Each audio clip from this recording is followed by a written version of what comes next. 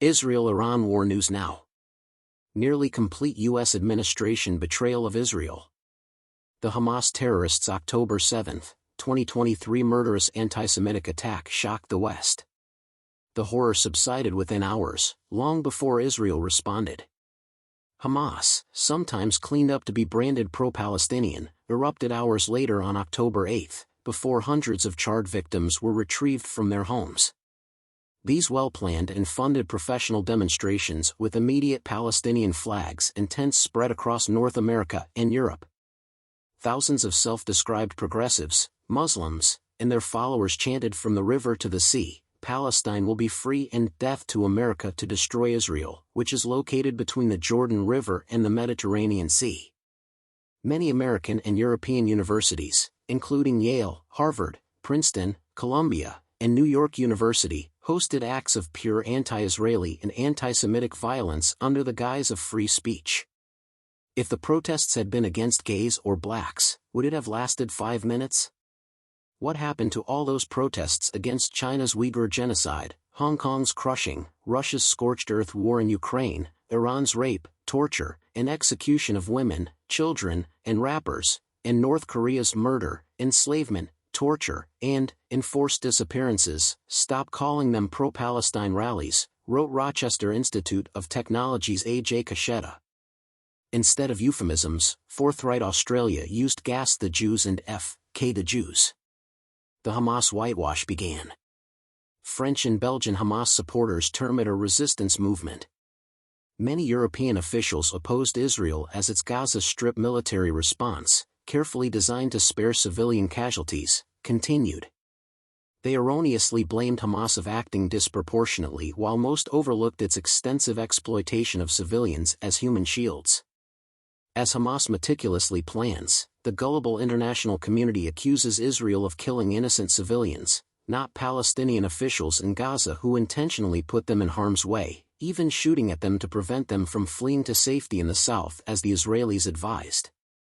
Also neglected is that Hamas officials seize almost all free humanitarian aid and deliver it to terrorists or sell it to civilians on the underground market for extortion. Even though there is no food shortage in Gaza, Israel's most ardent adversaries, like EU High Representative for Foreign Affairs Josep Borrell, wrongly accuse Israel of producing a famine in Gaza. Like several European leaders, U.S. Secretary of State Antony Blinken erroneously accused Israel of causing a famine in Gaza on March 19. He continued, 100% of the people in Gaza is suffering extreme levels of acute food insecurity. Israel must let hundreds of vehicles into Gaza with Israeli soldiers. According to reports, Gaza receives more food than it needs. Wow, what's going on? Soon, all mainstream European media ceased discussing about Hamas and instead focused on Gaza's suffering Palestinians, forgetting that Hamas caused their fate and death count. Hamas openly uses human shields. The more Palestinian deaths, the better for Hamas. Except for rare changes, the U.S. has been Israel's principal ally for decades. American politicians have always supported Israel until now. American Democrats blocked Israel money in February. As Israeli academic and historian Gadi Taub remarked last week, the U.S. is holding Israel on a leash by rationing American-made ammunition, forcing us to supply our enemies with humanitarian aid that Hamas controls and sustains its ability to fight, building a port to subvert our control of goods into Gaza, and not vetoing an anti-Israel UN decision. Security Council at the end of March, it leaked its intention to recognize a Palestinian state unilaterally. It allowed Iran to attack us directly with over 300 rockets and drones without paying any price, and then told us that Israel's successful defense against that strike, stopped mostly by superior Israeli tech and faulty Iranian missiles that crashed all over the Middle East, and to some extent by U.S. interceptors. The U.S. is not shielding Israel from the Hague's kangaroo tribunals, which threaten to arrest Netanyahu and others. Instead, it is goosing those warrants by threatening to censure an IDF unit, breaking the line of command and forcing IDF units to follow American directives rather than their superiors. By today, most mainstream American and European media are anti-Israel. In the days after October 7, the Biden administration liberally donated weaponry and ammunition to Israel and stationed numerous warships to prevent a spread of violence. The Israeli administration nonetheless under pressure. Benjamin Netanyahu was oddly warned by U.S. President Joe Biden not to be overtaken by rage. As Israel fought terrorism in Gaza, U.S. pressure on Israel increased, and strangely, so did popular criticism. Blinken stated on January 9 that the daily toll of war on civilians in Gaza is far too high and accused the Israeli Defense Forces of indiscriminate bombing, an accusation he must have known was untrue.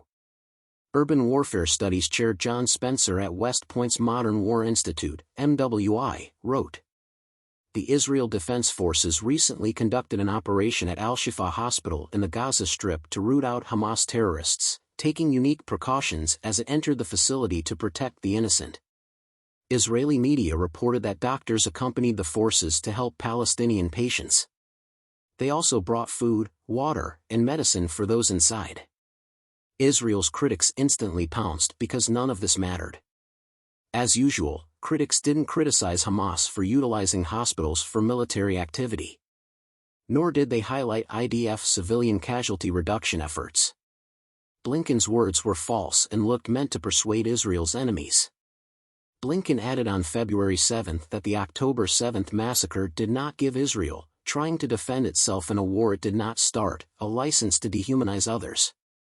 Unfortunately for Blinken, Hamas, Hezbollah, Qatar, and Iran are doing that. On February 8, Biden abruptly stated, "A lot of innocent people are starving. Many innocent individuals are suffering and dying. It must stop." All right. Why not ask Hamas, Iran, and Qatar to stop it if it has to stop?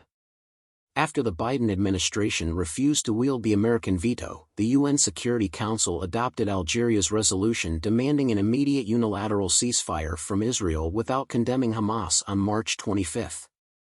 On April 4, Blinken claimed that Israel had no respect for human life and that Hamas and Israel could become indistinguishable if Israel did not protect civilians on Gaza. He then twisted an old Jewish saying, "Whoever saves a life, saves the entire world," to infer that Israel's defense of its people violates Judaism. On April 4, journalist Barak Ravid reported.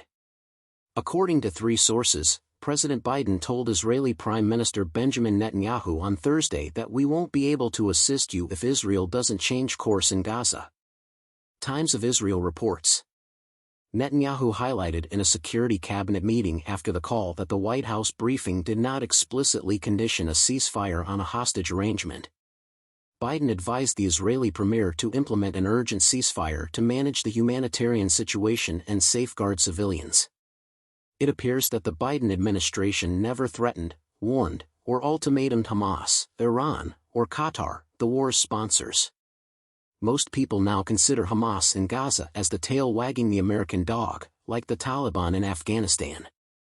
The UN Security Council resolution of March 25 was not enforceable, but Hamas spokesman Ghazi Hamad claimed that any prolonged ceasefire would mean Hamas won the war by living to repeat the October 7 offensive until Israel is decimated. Israel and Hamas reached a truce on October 6, 2023. On October 7, Hamas broke it.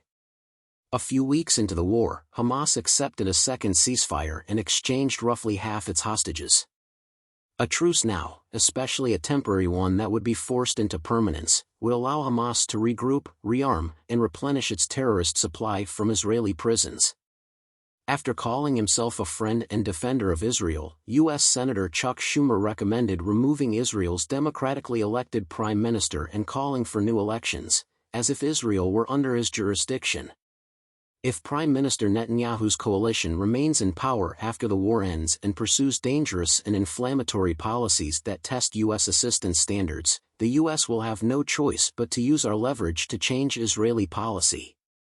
Most Israelis saw Schumer's speech as a vicious blow, as he again put America's outsized foot in Israel's domestic policy and ordered its ally to follow the Biden administration's lead, including accepting a terrorist Palestinian state on its borders, and ignore what the Israeli people democratically chose.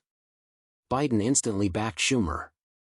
He gave a good speech, the president told Ireland's Prime Minister in the Oval Office. I believe he addressed significant worries held by many Americans.